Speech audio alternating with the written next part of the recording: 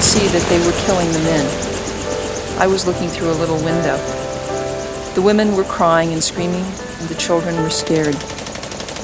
Does the jury have the personal conviction that the defendant, Guillermo Alfredo Benavides Moreno, is guilty?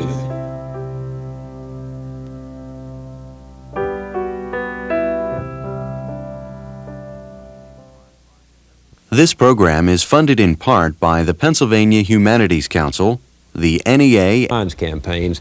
It comes about one idea, one person, one story at a time.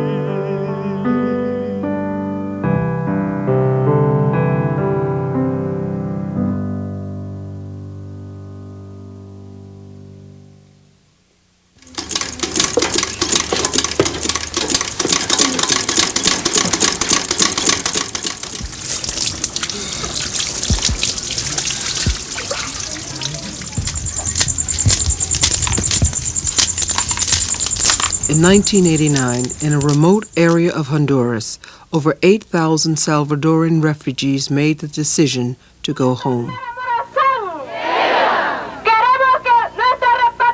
They chose to leave as a community, to dismantle the refugee camp where they had been held for over 9 years, and to return to their country, which was still at war.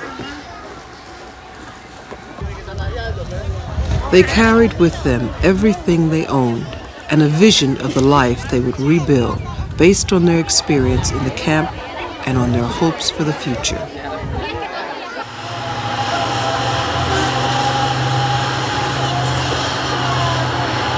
Ten years earlier, the Salvadoran military had forced these refugees to flee from their homes in the northern district of Morazan. And it was to this exact area, which had been destroyed by aerial bombings and land sweeps, that they were now returning. In November, the first group of refugees left the camp in Colomancagua, Honduras. The final group crossed the border into El Salvador in late February.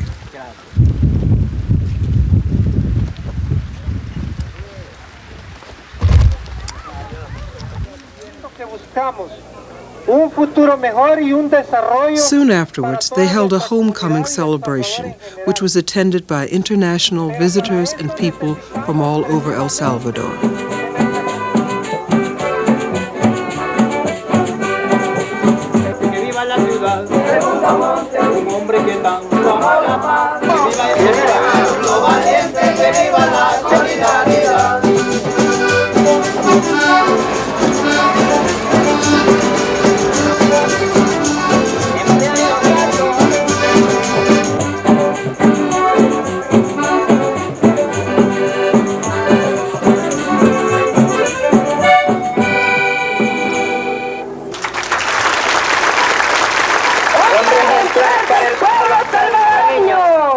They named their new community the city of Segundo Montes in honor of a martyred Jesuit priest who had come to see them during their years in exile and whose personal and professional journey had in many ways mirrored their own.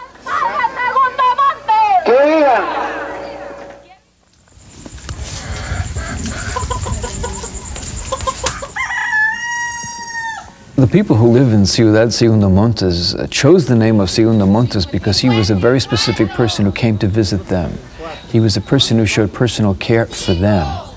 He was also a person who was working at the university in ways that they didn't fully understand all its ramifications, but he was part of a university, the UCA, the Central American University, which was working for them. And that's why they thought it was very, very appropriate to put the name of Segundo Montes on their own community. Segundo Montes did not begin his life in the company of the Salvadoran poor. He was born into an upper-class Catholic family in Valladolid, Spain. In the 1950s, he came to El Salvador as a novitiate and began teaching children of the upper class, first in the Jesuit High School of San Salvador and later in the Central American University.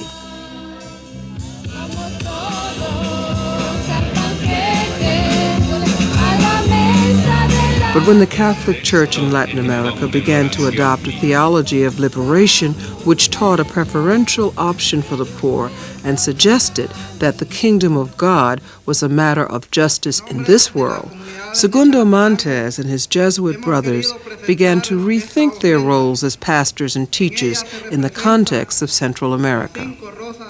To the young priests, this context seemed one of surprising poverty.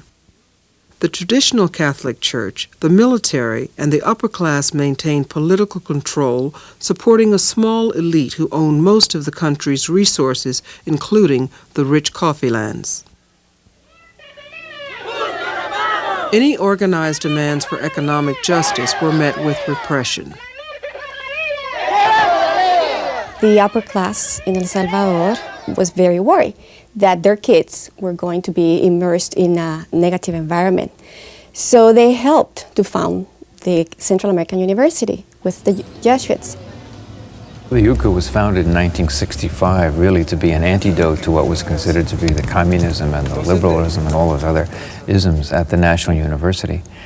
Only a few years after it was founded, however, it really moved much more clearly towards social justice and social change. In the early 70s, the country started feeling the impact of revolutionary groups. Labor unions were very active. It was like discovering that there was another world in the country, although we saw it every day, coming and going from school, but we had never seen it with the same eyes. And that same phenomenon happened to the Jesuits. And I think that was very important in order to question and transform their role from educators for the elite to trying to convert the elite for the transformation of the whole country, for justice. And that was the starting point of the problems. In 1979, there was a big turmoil in El Salvador in political terms, people changing mind, poor people climbing, crying, unions, workers, peasants, teachers, everybody. Also, there was the time when the popular movement started, and I was one of the beginners. I always thought that we all were in danger, not just my family, but everybody in general in our town. There were bombs at times that would, in the next village, and they would bombard that, and we would see the planes come down and just throw them. And we were scared too. Everybody was. So I decided to leave because many people were being killed. And we got a note, a letter, from the death squads. And we knew that wasn't a joke, that was a real thing. And I knew they were leaving because my father called me in and he said to me, we will be leaving. The next morning when I woke up, I just found a letter on my left side of my bed. Cody, we're not able to wake you up because we will wake your brother or sister and they would cry. Take care of yourself, take care of your brothers and sister. Try to understand your grandmother. I love you very much. Your mother, Sonia. Greetings to everybody. Take care of yourself and behave. who writes your father, Luis.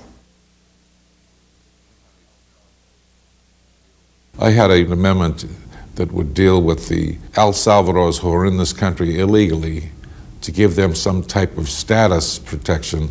The dialogue was that some people said that they were here for economic reasons only. After the information that I had garnered, I decided they were here for the preservation of their life, that they were here because of the abuses of human rights back in El Salvador. One day they came looking for all the men in my town. They came inside my house, but they didn't find me. Then they wanted to kill my daughter and my wife. Kneel down, they said to them. You have to adore us. But they refused to, so the soldiers pressed the barrels of the rifles up against their chest. My wife and my daughter were so horrified after this that they never stayed at our house again. We all fled to the hillside. Their houses were left abandoned. Norberto, 1975. Already some of our neighbors had died because they had stayed in their houses, even though they knew that the soldiers were near. They killed them, and when we went to bury them, we couldn't find their hands and couldn't even see their faces. We had to leave. On the road, we met other people, and we were all fleeing in the same direction. Rosa, 1977. In the early 1980s, tensions between the military of El Salvador and the popular opposition erupted into open armed conflict. The Farabundo Martí National Liberation Front, the FMLN, was formed to coordinate guerrilla forces. Bombings and shellings of peasant villages suspected to be sympathetic to the FMLN caused nearly 1/5 of the population to leave their homes. Many crossed into Honduras. We began to run. There were more than 1,200 of us. Some of the people threw themselves into the Sampal River, but the majority ran to the bridge to cross over to Honduras. We could see many Honduran soldiers on the other side, and they began to force us back and to shoot. Then the people ran back to the Salvadoran territory, where the army massacred them. Luis, April 1980. While thousands fled El Salvador, the military murdered and disappeared many others. According to Amnesty International, priests and lay church workers increasingly appeared on the lists of those arrested and receiving death threats. In response, Salvadorans organized to collect and document stories of abuse. News reports and published first-person accounts of torture alarmed the international community and prompted it to respond. Come, look, they said. Here are the photograph albums. These are our children. We are called the mothers of the disappeared. We are also the mothers of those who were seen once more and then photographed. Sometimes parts of them could not be found. A breast, an eye, an arm is missing, sometimes a whole stomach. That is why we are called the mothers of the disappeared, although we have these large, heavy photograph albums full of beautiful, torn faces. Only form of protest they're allowed. See their silent faces, they scream so loud. If they were to speak these words, they go missing too. Another woman on the torture table, what else can they do? Dancing with the missing, dancing with the dead. They dance with the invisible ones, the anguish is unsaid. Dancing with their fathers, dancing with their sons, dancing with their husbands. They dance alone. They dance alone. One day we'll dance on the Mi nombre es Rufina Maya y soy la sobreviviente del lugar El Mozote. My name is Rafina Amaya, and I am the only survivor of the El Mozote massacre. Now I will tell the story. It happened on December 11th, 1981. We had all fled from the settlements and taken refuge at Mozote. The soldiers arrived in the morning by foot, and then the helicopter landed at around 7 with the orders to kill everyone, and they shut all of us women up in some houses and the men in the church. In all, we were about 1,100 people. The children were locked up with the women. They kept us there all morning, and then at 10 or 11, I could see that they were killing the men. I was looking through a little window. The women were crying and screaming, and the children were scared. The soldiers were guarding the doors, and no one could get out. From 2 on, they started to take out the women. They left the children locked up inside. Then they lined us up to kill us, and I sat down, and moving backwards, I got under a small bush and stayed there. And from there, I saw how they finished off the women. The soldiers said, "Well, we finished with these here. Let's go kill the children." And they started over to the building where the children were locked up and set fire and burned them all.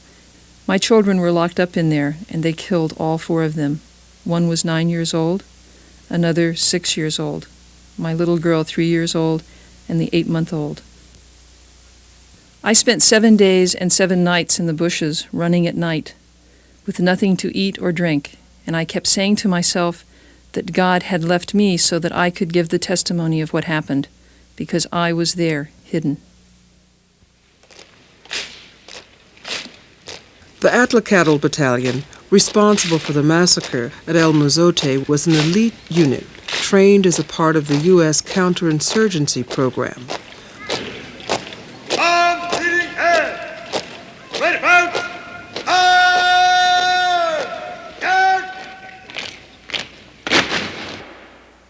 According to a RAND Corporation report funded by the Pentagon, the initial goals of the United States were democratization and containment of communism. Hoping that American ideas of human rights and democracy would catch on in El Salvador, the U.S. government set out to train a new professional army. Sadly, however, American training does not imply a lesson in civics. It is precisely the young, aggressive U.S.-trained officers who are most intoxicated by the extreme right's vision and most resentful of America's influence over the conduct of the Civil War, and who commit many of the worst atrocities. By March of 1981, the administration under President Reagan had approved $25 million in military credit to El Salvador and 56 non-combat Army advisors. Throughout the decade, the amount of aid increased until it leveled off at $1.5 million a day. And yet, when you look at the reality of backing oppressive governments, it's almost impossible to see how a just society could have emerged from that at any point. And so when Segundo Montes and others were pointing out that the problems of El Salvador were based on poverty, they were based upon centuries of oppression, and that those problems had to be dealt with. This was seen as a distraction against what the United States government saw as the main issue, which was, are the communists going to be able to use this scene for their own purposes? During 1980, displaced Salvadorans barely survived inside the Honduran border. They were assisted by sympathetic Honduran civilians and international relief agencies. In early 1981, the United Nations High Commission on Refugees responded by setting up 3 camps for them. But the flow of Salvadorans continued. Eventually, 24,000 people lived in the camps. Colomancagua housed 8,500. Cuando llegamos a Honduras, lo único que llevábamos eran las esperanzas de vivir. When we got to Honduras, the only thing we had was the hope to live. We had almost nothing else. The few things that we got out of our houses were lost on the way. People arrived empty-handed. What we could share were our sufferings and our fate.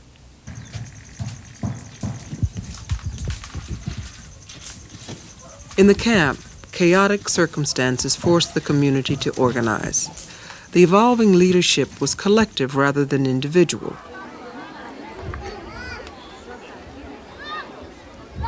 Committees were organized around specific areas of need: healthcare, food distribution, construction.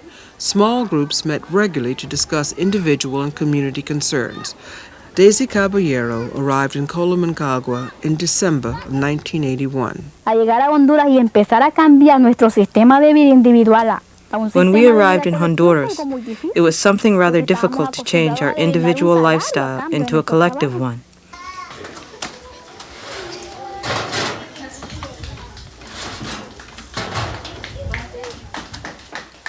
Para julio de ese mismo año del 81, iniciamos una But by etapa de June organización. 1981, we began an organizational stage of the whole community.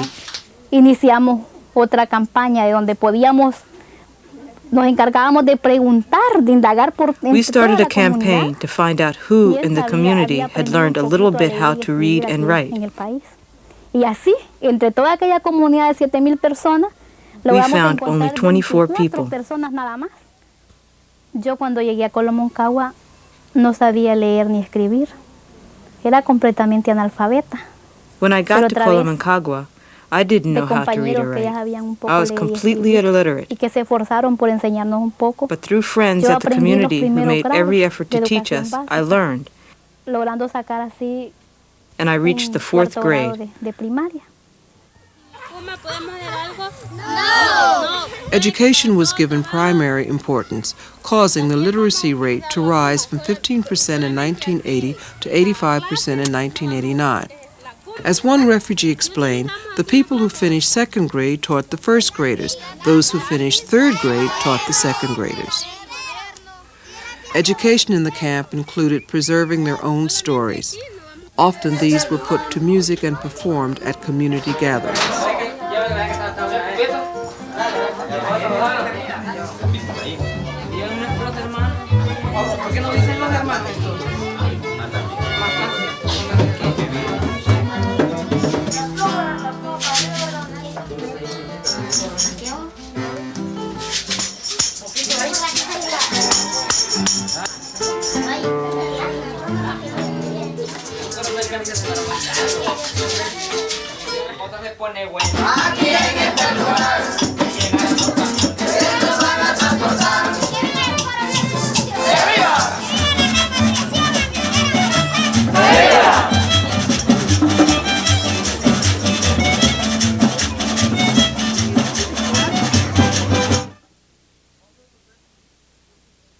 Although the refugees had come from small individual farms, many had been involved in El Salvador's popular organizations.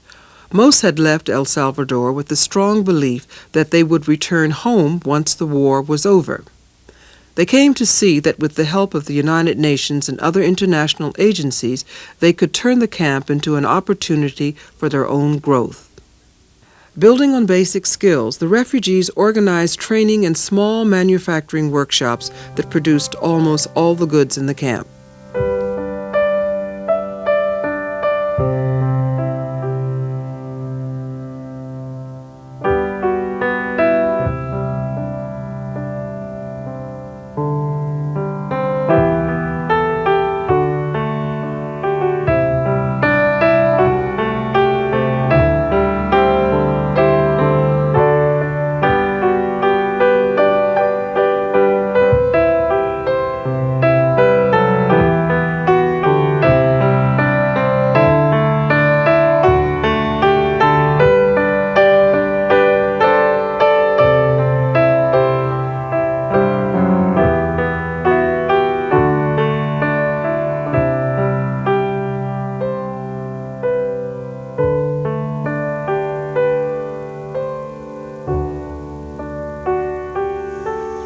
Mi nombre es Visitación Argueta. Llegamos a Honduras, allá estuvimos. Bueno, yo en ese tiempo yo no sabía. My name is Visitación Argueta. I got to Honduras in 1982. At that time, I didn't know the meaning of collective work. We used to work on an individual basis, everyone by himself. There in the camps we learned a lot. We learned to work in a community. We learned to share ideas. I worked on education for 3 years. Solamente, bueno, empecé a coordinar, o sea, siempre fui representante de una colonia. Y después, bueno, I began working at the camps as a coordinator. Then for a year I was a member of the reception committee for people and delegations which were coming to visit. When signing the guest book at Colomancagua, a visitor from Massachusetts noticed that delegations from 8 countries had been there in a single month. Segundo Montes visited the camp several times, both to support the refugees and to put their work in perspective. Bueno, yo conocí al Padre Segundo Montes allá I met Father Segundo Montes in Colomancagua. First time he came to see us there, he said, "Here I am, what do you want from me? You called me and I'm here." Ese planteamiento creo que es el único correcto. Es la única manera de que puedan tener ustedes unos medios propios de trabajo, de seguridad. I think that your decision to live in community is the only right and possible choice. Only by creating community will you have your own means to work, your own means of protection, your own energy to develop, to care for each other, and to help those around you in El Salvador. Some people are going to try to prevent it because it is against the system. It's opposed to it. The current one is an individualistic system, a competitive system, a system where everyone goes for his or her own best interest. Contrario a eso, choca. Y se lo ve como subversivo, se le ve como una amenaza. Entonces van a tratar por todos los medios. They will call you subversives. They will see you as a threat. They will try to break your unity in every way. But your strength will be to remain united in community and to demand your rights collectively. Estaba la gente bastante emocionada con la palabra de Segundo Montes. People were very moved by Segundo Montes' words, since he was considered a priest who spoke the truth, and also because he talked about El Salvador in a different way. Lo que más nos sorprendió, digamos, The thing that most surprised us was that he had been the first man who had visited the community with a critical and studying spirit. Y ciertamente él comentaba de que éramos la esperanza. He commented that we were the hope for El Salvador. We asked if it was not pretentious to say that, and he said no, he had sound reasons to believe it was so. In the course of his career, Father Montes published over 80 articles and 15 books analyzing the social problems of El Salvador. His research about refugees was reported on Spanish television, through the Georgetown University Migration Project, and to the Rules Committee of the U.S. Congress.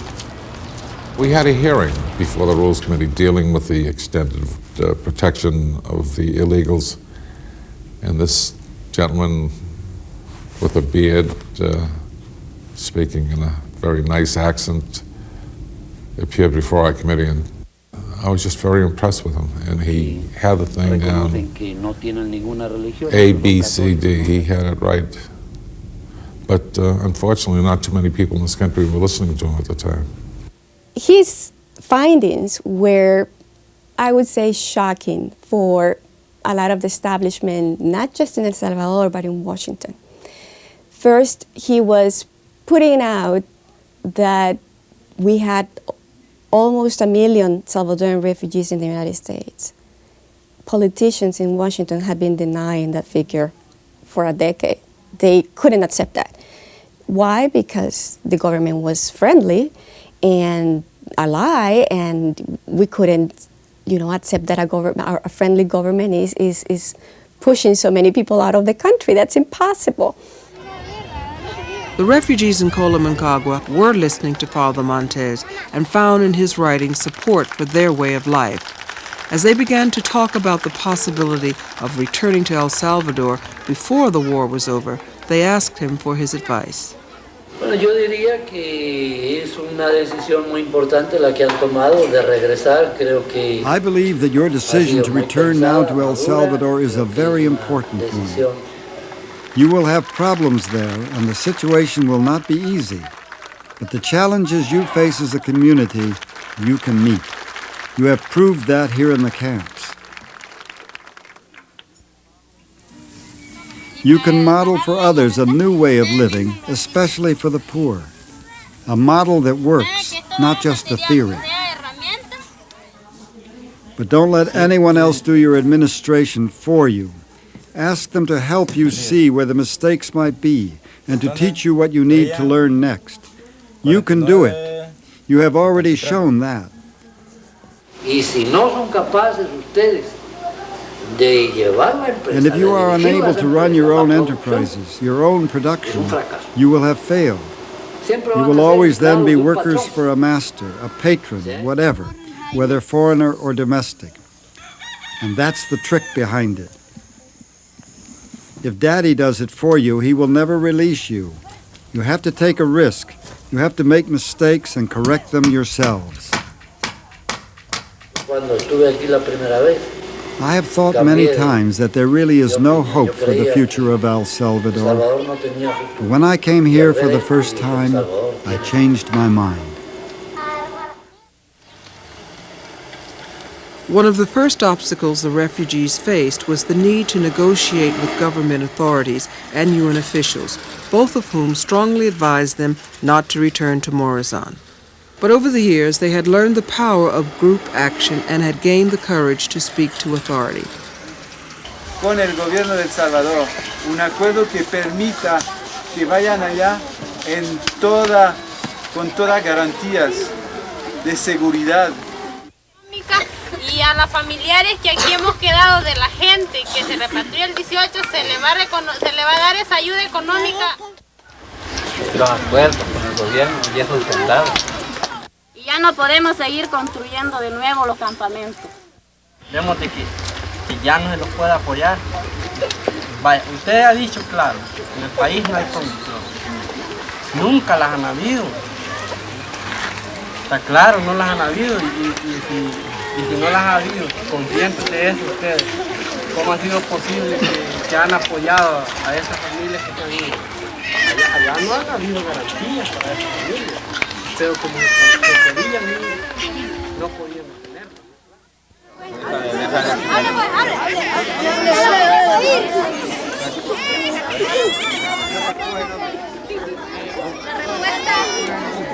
They worked on plans for their repatriation for many months and even sought the help of European architects to design their new community. Late in the summer of 1989, they began to dismantle the camp.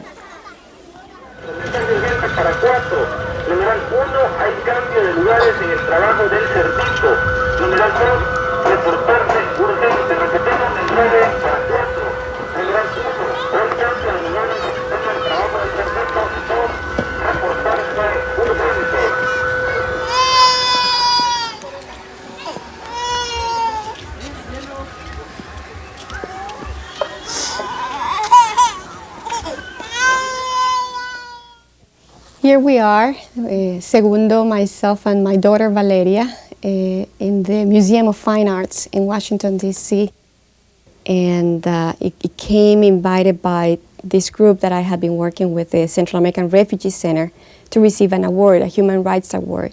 He was chosen, along with Congressman Moakley, because they had been instrumental. They were a symbol of human rights defense and defense for life in the United States, in the struggle in this country. I remember we were sitting in the porch of our house a Sunday, right before he received the award, and the rumors of the offensive were already there. It was happening, and I said, Segundo, why don't you stay longer? You know, why don't you go to Spain and take a rest? And he said, no, I can't do that. I have to be there, especially at this moment. On November 11, 1989, the FMLN offensive began throughout El Salvador, prompting the fiercest fighting of the war. In response, government officials suspended all refugee repatriations.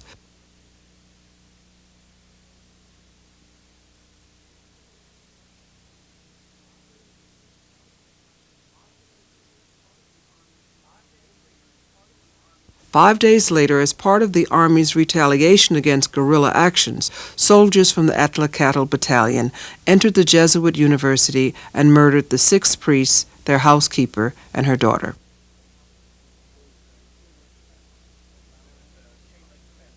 There was a chain-link fence around the house where the terrorist priests were living. So they went over the fence, and Avalos went inside the yard. They surrounded the rooms, and they began to bang on the doors. After banging the door and windows for about 10 minutes, a light man in pajamas came out and he opened. He told them not to bang anymore the doors and the windows because they were aware of what was happening. And Avalos took this man alongside him in front of the house to some grass. And he saw this son at the same moment through the door. 4 other men were coming out. Some were in pajamas and some were in underwear. At that time, Sergeant Solorzano Esquivel went into the rooms with 4 soldiers to see if there was anybody else inside. The Jesuit priests and their lay colleagues at the university were killed because the soldiers wanted to kill the university that night. And they happened to have the misfortune to be the people who embodied the university at that particular occasion. They were killed because by doing research that opens up reality, that became a threat. They were killed because by going on television and talking about this reality and exposing it, they became a threat. By the teaching, trying to get a whole new generation that might be able to be professionals, not only with academic competence, but also with a social vision, this was seen as a threat. And that's why they were killed. I think that the murder of the Jesuits was pretty much the tip of the ice, the iceberg. And in an old, entire history of assassinations, of blatant abuses, of total disrespect for life in that country, where America's Watch said one day, life is so cheap in El Salvador. And their assassination was again a symbol of how far can impunity and disregard and disrespect for life and any rules can be in a country like that. It outraged the religious community because they were part of that. It outraged the upper class because they were part of the upper class. They were upper class even though they were talking for the poor. They outraged the poor because they defended the poor. They outraged the international community because they were internationals. They were Spaniards who had committed their life and even their citizenship to a foreign country. They outraged the human rights community because they were human rights people. So their assassination, and this is probably the stupidity that the army has regretted all along and will regret for the rest of their life if democracy comes to El Salvador, was pretty much that turning point. On November 19th, the Jesuit fathers were buried in the chapel of the Central American University.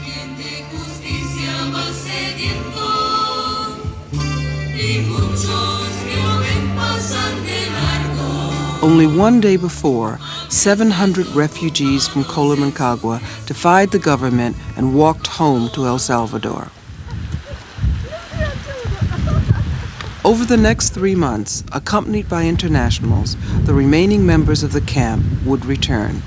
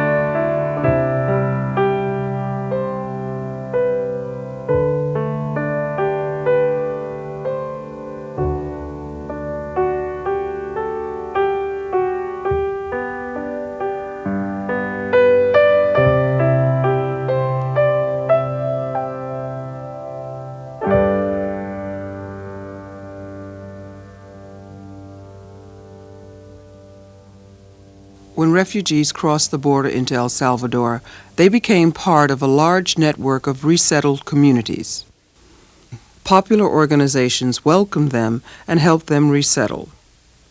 Gradually, they began to play a prominent role in the political and economic life of northern Morazan. Ironically, it was the political work of Salvadoran refugees living in the United States that provided much of the international support for these communities. If somebody told me when I left my country you will become part of this struggle, I will say you are kidding, because when I left my country I thought that everything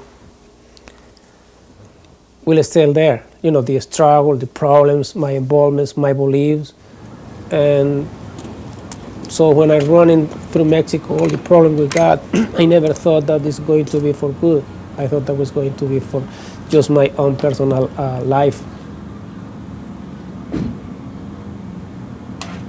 A mí me gusta el rocket.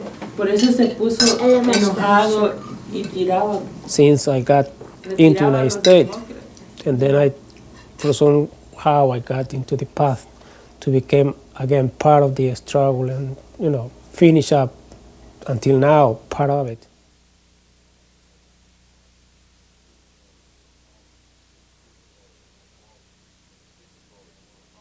When Speaker Foley called me by phone and said, Joe, we're having a task force on El Salvador, the killing of the Jesuits, and I know you've been involved over the last 8 or 9 years, and I want you to chair it. I said, Mr. Speaker, if you put a warrant ad on the board asking for candidates, you'd probably have 434 candidates, but you wouldn't have me. I said, I'm not a foreign aid expert, I'm a bread and butter politician. So I did get in there and met with the Jesuits and met with the government, met with the military, met with the embassy, met with everybody. By this time, political dialogue was taking place throughout El Salvador. Formal debates among the major political factions were sponsored by the Jesuit University, and commemorative celebrations brought people from diverse groups together.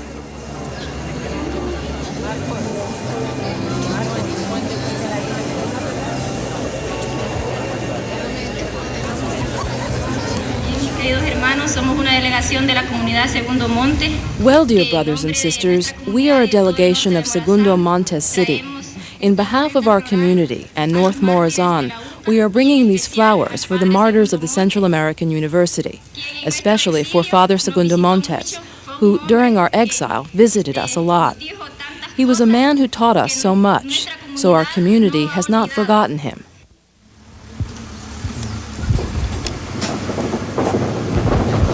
Estamos a escasos, faltando 2 años de verlos repatriados de Honduras. And now we've been there 2 years.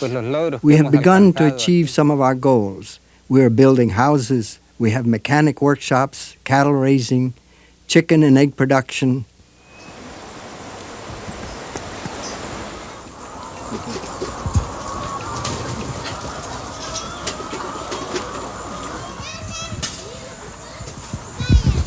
También hace, yo ya tengo I have been working 14 months at the cultural center, first building it and then I became a supervisor.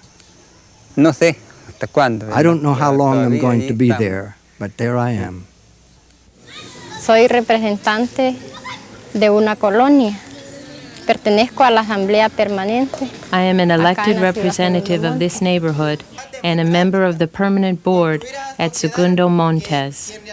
La responsabilidad es tener el control. My job is to keep records of the people living in this neighborhood, about 230.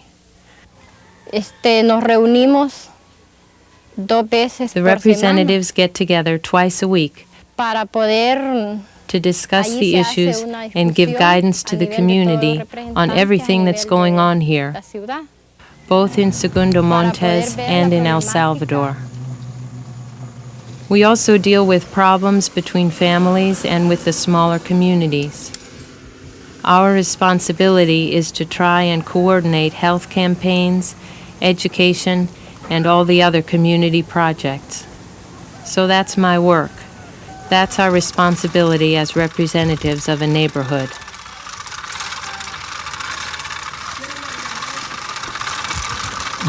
Definimos tres principios fundamentales para el funcionamiento de la We have three comunidad. basic principles at work in our community. 1, participatory democracy. 2, self-management. And 3, respect for the cultural traditions.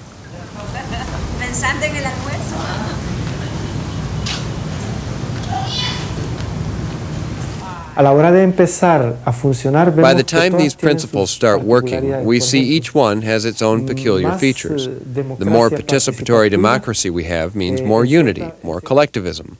The more self-management means more individualism. People recover their individuality. Respect for cultural traditions has its difficulties. For example, normal behavior is that women remain at home taking care of children.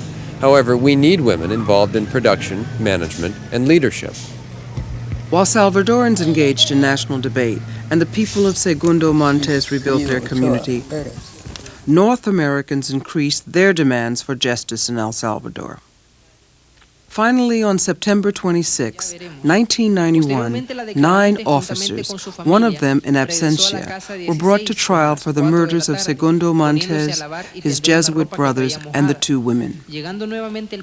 This marked the first time in the history of El Salvador that military personnel were brought to trial for abuses against civilians. After 3 days of deliberation, a jury of 3 men and 2 women reached their verdict. Having deliberated on the questions submitted to them, the members of the jury, solemnly and subject to their promise, have answered as follows. With respect to the defendant, Guillermo Alfredo Benavides Moreno, for the crime of assassination of the Jesuit priest Segundo Montes Mozo, does the jury have the personal conviction that the defendant, Guillermo Alfredo Benavides Moreno, is guilty? Yes. When the trial happened, it's really ironic. The colonel was convicted, and the colonel is the only one who never confessed. And therefore he symbolizes the other people responsible for the crime and guilty who also did not confess. One lieutenant was convicted for killing one of the women, or being responsible for the killing of one of the women. And that's extremely important because, in a sense, the two women being killed is much more symbolic of the 70,000 people who have been killed over time. El Salvador is symbolizing right now the struggle and the need of third world countries for independency, for growth, and for life. And in that sense, I think that his assassination, his sacrifice, his death represents the call for all those Americans, Europeans, especially from developed countries, who need to see their responsibility in building a different type of world. I think I'll remember my experience as chairman of the commission set up to investigate the murders of the Jesuits was probably one of the most important roles that I've been able to play in the Congress, where we brought high military men to trial, had 2 of them convicted, showed that the military was not above the law, and as a result, I think that this, plus the big controversy we have on how the money is going to be spent in El Salvador, were 2 very important parts of starting the peace process. I think that'd probably be even though it's not my forte, I'd probably be the thing that I'll always remember about what I've done in Congress. I'm very proud of it too.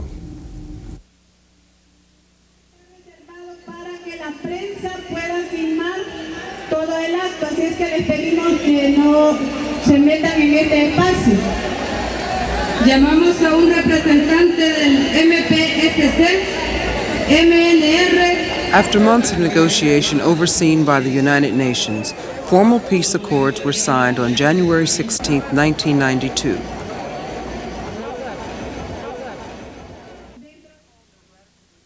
They called for radical reduction of the military, land reform, and reconstruction of the national government.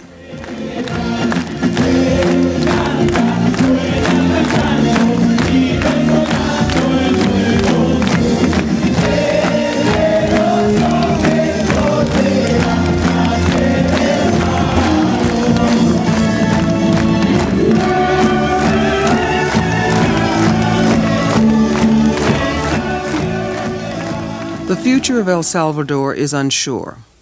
The peace accords call for gradual demilitarization, but this seems unlikely in a country where the army provides the way out of poverty for thousands of families. A UN observation team is in place, yet a woman living in El Salvador recently commented that peace is proving to be more difficult than war. The Jesuits say they are not looking for vengeance but truth, while mothers of the disappeared warn that peace without justice is useless. Many wonder if democracy is even possible. But the people living in Segundo Montes believe it is. Tú puedes ver lo invisible si tienes fe, lo increíble puedes tocar, la niebla disipar,